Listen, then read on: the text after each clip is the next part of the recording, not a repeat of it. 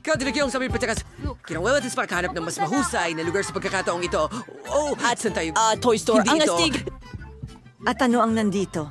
Wow. Oh, iyan ay isang dilaw na Lego sasakyan. Astig! Walang makakahanap sa akin dito sigurado, pero tiyak na hindi sapat ang bubong. Okay, ano ang ipangtatakip mo sa sarili mo? Pero, sandali lang. Nasa isang Lego sasakyan ako. Kaya kong bumuo ng sarili kong bahay. Ganon lang. Perpekto. Ngayon pwede na akong magtago. Good luck mga babae. Aba, gusto ko rin gawin yan. Heto ang magandang lugar, ngunit wala akong mahanap na mas masama. Sigurado akong magkakasya ako dito. Kahit na, hindi ito gagana.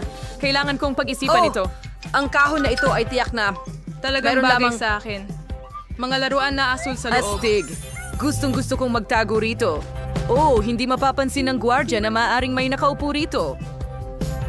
At nakahanap din siya ng lugar para sa kanya. Saan ako magtatago? Baka dapat magpanggap akong bisikleta? Oo. Magiging maganda sana, pero masyado akong nakikita.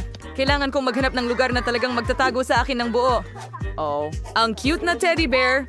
Oh, tama. Pwede akong pumasok dito. Ang galing na ideya. Ngayon, aalisin natin ang lahat ng laman at pwede na akong pumasok. Uupo ako sa tabi ng sasakyan para walang mag-isip na may